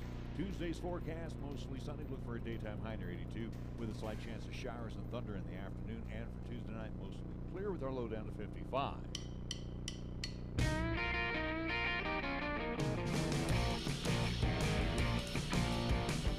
And welcome back to KRAE Reports Week in Review. Just received a note here from my friend over at Taco John's, and this is going to be a very special event coming up on Thursday, the 18th. This will be happening at 12 noon at McCormick Junior High School on Western Hills. Boulevard. Taco John's will be donating $30,000 to the FORMAC, FORMAK Foundation. So again, if you can make it out there, this is a very special night. Taco John's has been a great partner. Nick, you know that too, as being our scoreboard sponsor, has been a great partner to this community for many, many years. And $30,000. Well, I'll tell you what, that's a lot of cabbage right there. So we do appreciate Taco John's. Unfortunately, we let Dr. Crespo go before we got to talking about that. Yeah, so either way, though, again, it's a good opportunity, again, going out to the foundation, again, happening over at McCormick Junior High, again, just across the street from Cheyenne Central. So looking forward to that. Very quickly, while we have an opportunity, as we'll round out today's show with Chief of Police Mark Francisco, will join us at around 12:30. I do want to mention tomorrow with the Pro Show. Again, we'll be here 11 a.m. to 1 p.m. Looking forward to that. As again, speaking of Cheyenne Central, we will start out of the box with Cheyenne Central head football coach Mike Apodaca. He'll be joined with also Cheyenne South head coach Eli Moody. And we will also have Cheyenne East head coach Chad Goff. So again, it will be high school football starting tomorrow. Again, as we gear up 2 weeks away from our first contest, week 0, which will be August 26th, that Friday up in Thunder Basin, as we'll see Cheyenne South, Eli Moody's first contest as the head coach up there for the Cheyenne South Fighting Bison. So looking forward to that. So again, we'll have all 3 of them in. We'll also, too, part of tomorrow's show here on 1480 KRAE, we will have a new interim head coach at LCCC, the women's soccer program, Jim Gardner, in to get his thoughts on, again, what happened and just him returning back to the program where, again, we thought the guy was retired. Well, he's back in, at least kind of promptly into what happened over at LCCC. Did at least reach out to as well Nate Olness to see if he would join the show. Have not heard back from him. So again, he does have that platform to speak his mind or speak upon what happened with LCCC and his resignation from the position over there at LCCC. But again, that's the Pro Show coming up tomorrow. Again, high school football is going to be kind of the theme for tomorrow here on 1480 AM, 101.1 FM, 1480KRAE.com on the audio side. Video live streaming as we do on the 1480 KRAE YouTube channel and over on Twitter at ProMan56NP, PROMAN 56NP. Go follow, go subscribe. As again, that's the way you'll tune in for KRAE Reports, Pro Show, and also to high school football, which again, week 0 starts August 26th. Again, it's approaching very quickly. It feels like we were just done with baseball, right. Which also, too, very quickly, do want to mention that that Idaho Falls Bandits team, they're in the Final Four, so it makes you wonder, again, where Cheyenne Post 6 could have been in that American Legion World Series, but we'll talk more about that tomorrow. We can only speculate. Real quick, we mentioned last week with the Chuck Gray situation, Representative Chuck Gray, and again, this is a big election coming up tomorrow for the Secretary of State position. Which has become just massively heated as well, too. He said, she said. Well, a story out of the Cowboy State Daily, 2 Wyoming legislators are speaking out against Secretary of State candidate Chuck Gray's claims that Gray was the reason a voter ID bill passed in 2021. Gray, the representative from Casper, was the lead sponsor on this bill. Representatives Evan Simpson, a Republican out of Afton, Dan Zwanitz, a Republican out of Cheyenne, have come out publicly in recent days saying Gray mostly took credit for a similar bill Simpson had written. It's interesting that this has been out in the news for a long time with Chuck Gray during his candidacy. But again, like I mentioned with the Max Maxfield situation last week, all of a sudden we get close to the election and, it's a bad thing. Again, there's clearly strategy behind these moves, and again, you hold it on to at least get that last piece of bad news, that little nugget out to at least try to derail at least a campaign or try to get whatever candidate in. Again, we've seen that not even just here in the at least state of Wyoming, but again, it happens on the national level every single time. So it's something that, again, not surprising. This one, though, again, this has become a very heated battle. Again, if you compare the matchup between Cheney and Hageman, where again that's been just heated for a long time, this has kind of become red hot fiery over the past couple, I'd say about a month or so, where again both candidates are throwing blows back and forth. Now we have again the Chuck Gray kind of saying, hey, Trump has supported me. Nethercott did not get that at least endorsement that, hey, she is kind of the bad person that we're trying to get out. It's part of the dirty it's part of the dirty politics. And it's that, again, is not surprising here. It's in Wyoming. The gubernatorial race on the Republican side, again with Rammel, Bien, and the incumbent Gordon. Which poll numbers have come out as well too out of that UW poll that at least for Mark Gordon, he's well ahead right now. We did have Rex Rammel on the program. Rex Rammel, I think, had about 7% of that polling. So again, he's well behind. It seems like, again, if polls are true, if UW did its research, and again, it is the reality, and we shall see coming up tomorrow, that Mark Gordon and Harriet Hageman should at least get past the primary pretty handily. And what I'm driving at, though, that has been less controversial. The Secretary of State, which is Governor, the number two position in Wyoming, this has been the most heated of the 5 spots, of the big 5. Here. I would say, yeah, especially if we go off a recent time, again, this one has been probably the most heated between KRAE and Nethercon. How about all the literature that we've received in the mail? I mean, again, it's a he said, she said type of deal. Again, I would say that one's probably the most heated. You go with Cheney, Hageman.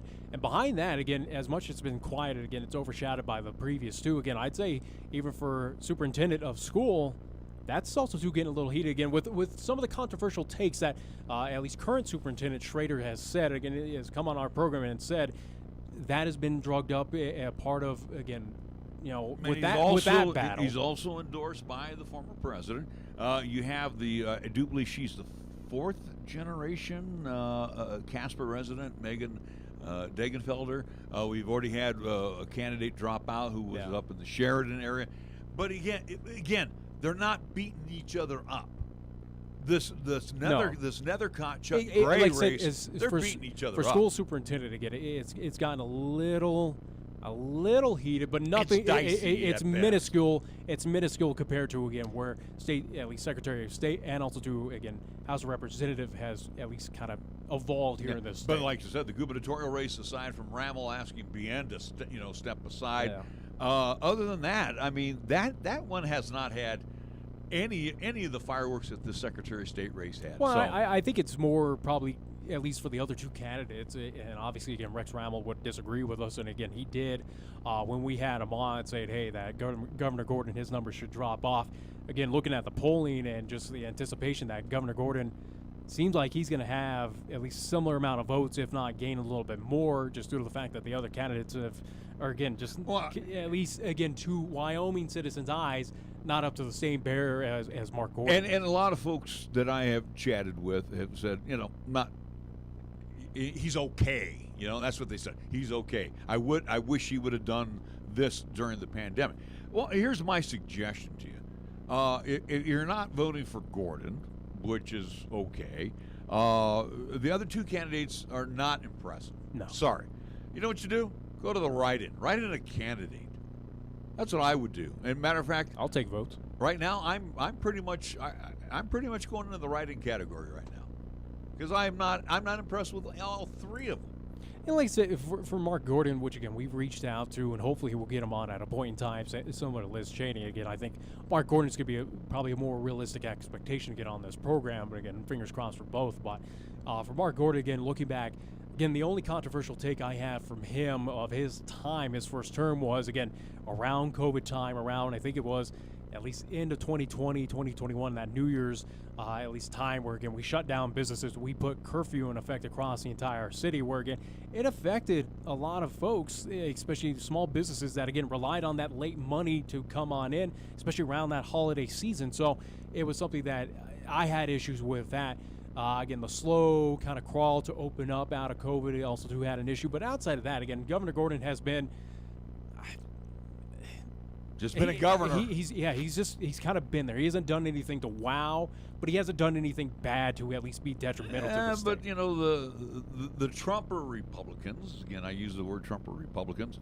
I don't think they have an issue with Mark Gordon. Well, they Mark were not Mark happy. Gordon has they were not backed happy he wasn't part of the lawsuit for fear that the Biden administration was going to do some repercussions. And what did they do? First thing they came in, they hurt our oil and gas industry right away. So Mark Gordon, let's put it this way, backed the wrong horse when the Biden administration took over. Speaking of our oil and gas as well, too, do want to mention again what it was, almost 1 million barrels of oil, or at least oil spillage here in the state. So up there, yeah. So I want to mention that as well too. Where again, you speak upon it again. We did have that accident of recent here in the state. So again, cleanup underway. Yeah, in the northern part. So, well, hopefully prices don't skyrocket because of that. All right, are we ready for our next guest? I have no idea. Well, just having you take a quick look. Matter of fact, he might be on the front, but I have no idea. Well, I was going to. Why don't you go ahead and take a look, because I just got this release in from the Cheyenne PD, and we usually make sure that these items are newsworthy. Yesterday, Cheyenne police officers were dispatched to a report of an aggravated assault at Martin Luther King Court. Responding officers were advised that a victim was set on fire by another individual. Upon arriving at the scene, officers located an adult male victim with severe burn injuries. During the incident, he was allegedly sleeping at MLK Park and woke up to the suspect standing over him and setting him on fire. The victim began to stand up and drop the knife, which the suspect grabbed and threatened him with. The victim was transported by ambulance to Cheyenne Regional Medical Center for treatment. The male suspect was later identified as Kenneth Potter, a transient, age 54, was found at MLK Park with a knife and lighters in his possession. He was arrested and booked into Laramie County Jail on aggravated assault charge. Without incident, the case remains under investigation by the Cheyenne Police Department Detective Bureau. Yeah, so and let's get into it. As again, Mark Francisco, we're anticipating to come in at least sometime soon. Hopefully, again, just running a little bit behind, but we'll talk about crime stats as well too, where you talk about that press relief. And again, transient's still an issue here in the city of Cheyenne. Again, we've heard it from the county, at least county sheriff's department. We've heard it from at least from the police department. Again, it's a growing issue that's trying to be tackled right now here in this city, or at least here in Laramie County. Looking at crime stats as well too, and again, we posted it on our Facebook side, both KYOY and 1480 KRAE's Facebook page. Go over there, go like and follow our at least social medias from the Cheyenne Police Department that showed that from 2021. Again, they took the sample size. I do believe it was from January to July, or January to June. I can't remember, but either way, they took a sample size from 2021, compared it to where we are in 2022. Did show that crime statistics did drop. Outside of, again, the only, at least reading through every single, at least avenue, the only crime that went up was more so social crime, and it was more on the drug, at least criminalization, and right. Again, whether that is marijuana, again, with cocaine, meth, or again, opioids, whatever it may be. But again, that was the only thing that was an uptick on a percentage side, which again was a small percentage side, but that was the only thing that went up. Everything else was down, so that is good to see. You figure that property crimes, thefts, robberies, again, they still exist. I would think theft would be up a little bit. But it seemed like during the economic But times. it seemed like, at least in the sample size, 2021 to 2022, it actually went down, especially with the economics. So that was good to see from the crime stats, from at least released by police department, that again, crime outside, again, the social crimes, again, more so on the drug side, has gone down. Again, drugs was the only one that went up, and again, it was a small percentage of, I think it was about 7% compared to at this time in 2021. So at least, again, police department that is getting new, at least officers employed out there, getting new folks on the ground. Folks are coming back to the police department. Again, at least for the citizens' sake, you got to feel comfortable that, again, it's not getting out of hand compared to other growing communities across the country. I was going to say, do you feel safe in our community? That's your question. Yeah. Okay. I think plain and simple. Do you? Yeah, I feel safe. I feel safer here. Again, no matter where I go in Cheyenne, even if it's downtown. And again, run into the transits, run into the questionable folks. But again, I never thought. Again, Cheyenne is not that city that I equate to, again, of an Atlanta, to an LA, to a New York City. It's not a hobo city. Yeah, it's not a Chicago. It's not these major cities that have crime, again, where you got to worry about certain neighborhoods. No, again, in Cheyenne, there are areas that you probably avoid to an extent, but nothing as on a massive level compared to, again, the South Side Chicago or something like that. Again, where downtown LA, it's something that, again, Cheyenne, I think plain and simple, especially where we've been open, we have influx of new residents coming in, that, yeah, again, no matter where you go in Cheyenne, you feel pretty damn comfortable. Again, you feel pretty safe out here on the streets. Yeah, for the longest time, and I could be wrong on this, the parking structure downtown. Which is an issue, is a massive issue, and that's more so for theft, vandalism out there. And again, that's city-owned. So, somehow, some way, and again, if I'm not mistaken, new businesses opened up downtown there. I think the Horse Palace has a new operation there in the old Greer building. The parking absolutely hideous. So what are you going to do? Which the city, I do believe, recently posted on the social media side that, again, city was having a meeting to address downtown parking. Again, we talked with at least the mayor, again, about a year ago, if not a couple months ago, saying that they were looking to, again, the big hole in the ground, to make that a parking structure, and so far nothing has come from that. So yeah, but that's still, again, here, what I'm driving at, though, let's just use the old Greer building. There's been thoughts out there to at least address the parking situation, but nothing has been done. I understand that, but what I'm saying is, if you have this new business downtown and they're on Central Avenue, you still have to go across Capitol now, and then you got to go out to KRAE. Whether you park or even if you build a parking structure, you still got to walk a little ways to get to this facility. I'm just throwing that one out there. There could be other businesses, in that time frame or within that area.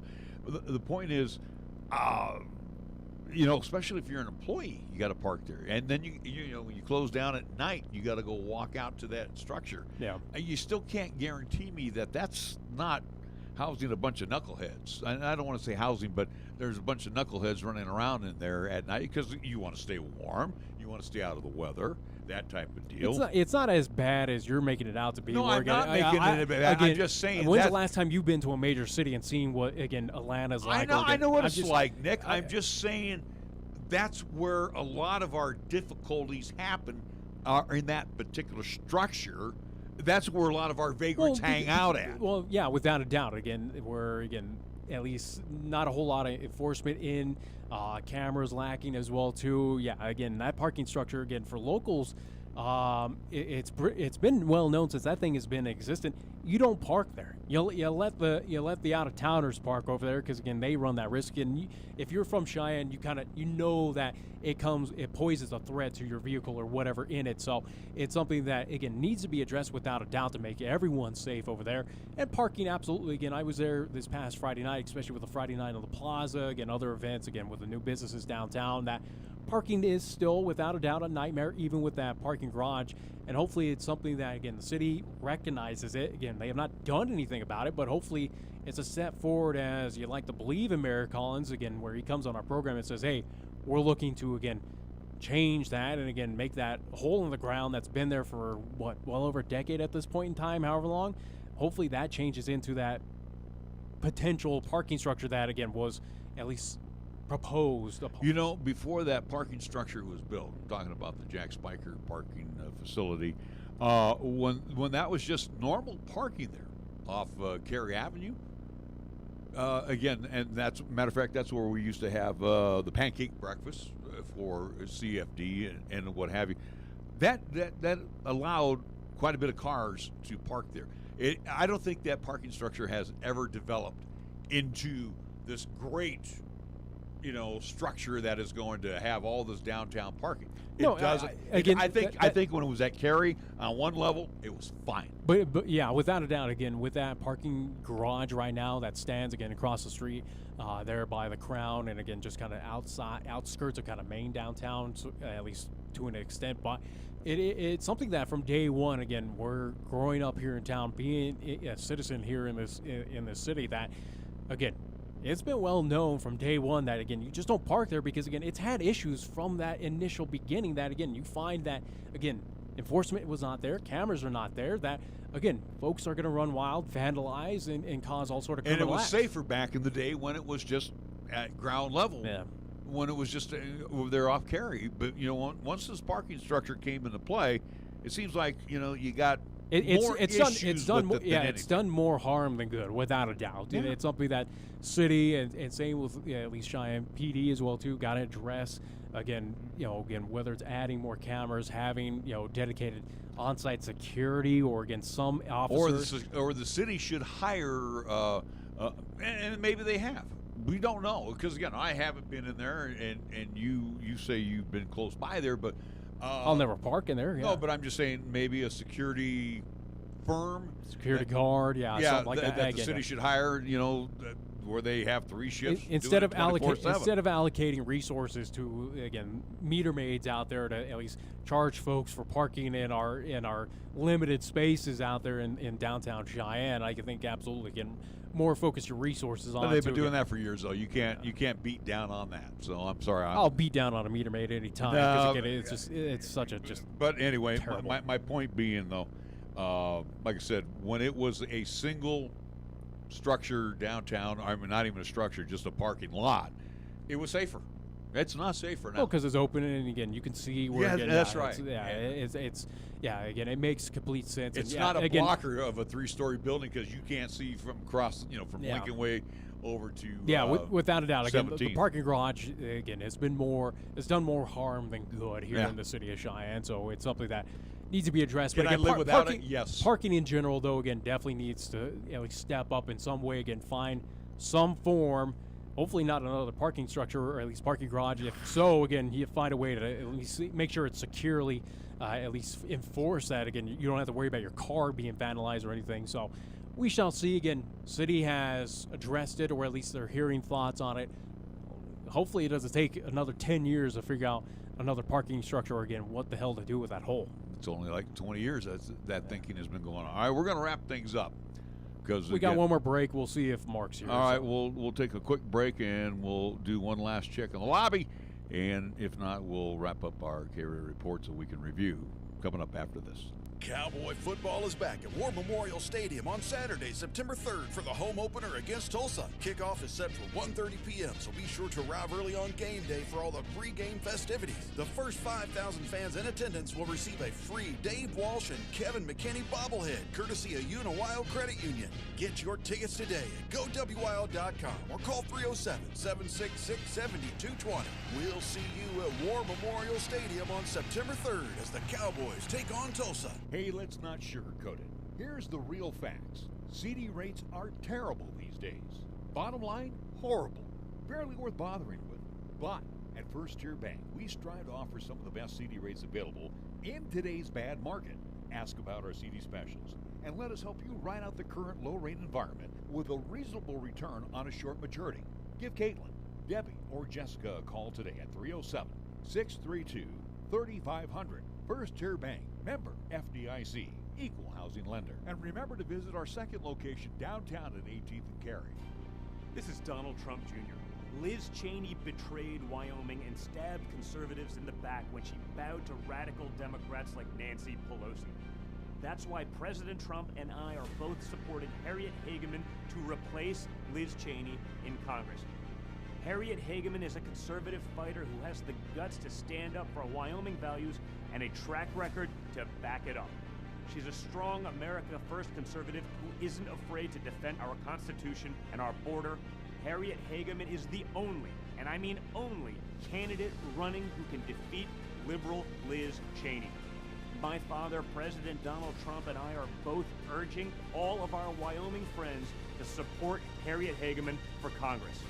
Harriet Hageman for Wyoming. Wyoming Values paid for and is responsible for the content of this message.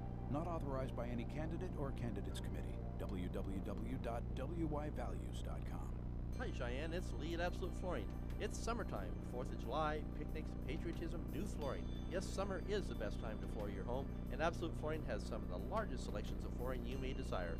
And with the constant rise in prices due to inflation, Absolute Flooring is pulling back on prices so you can get that new floor you've been wanting now.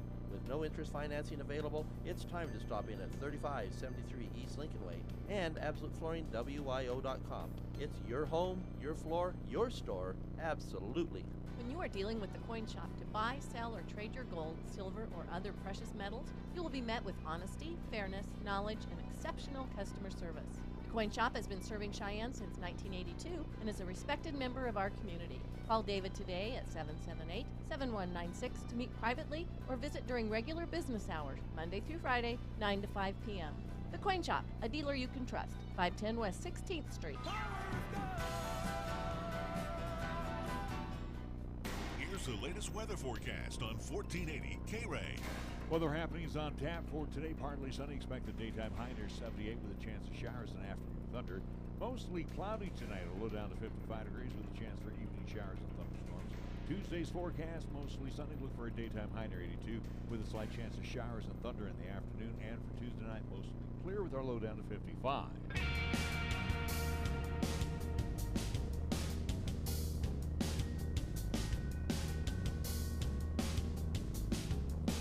All right, well, we're one guest short for today, and probably understandable, so we are going to wrap things up. We will be back at it again tomorrow. We get to flip our hat around and talk a little sports tomorrow. Looking forward to talking a lot of local sports. So, again, we will have As we do. Well, no, but I'm just saying, looking forward to talking, well, obviously we shift our hat around from baseball now to football. We got football and we got soccer to talk about. So, again, we'll keep it on the local community side, so do join us for that tomorrow beginning 11 o'clock. Quickly reminding again, as if you're just tuning in here at KRAE Reports again for tomorrow, the Pro Show, 11 a.m. to 1 p.m. here on 1480 KRAE. Again, we will have Cheyenne East head coach Chad Goff, Cheyenne Central head coach Mike Apodaca, Cheyenne South new head coach Eli Moody, which again, we will have them first on our slate. Again, our schedule as well, too. Want to mention our broadcast schedule for high school football.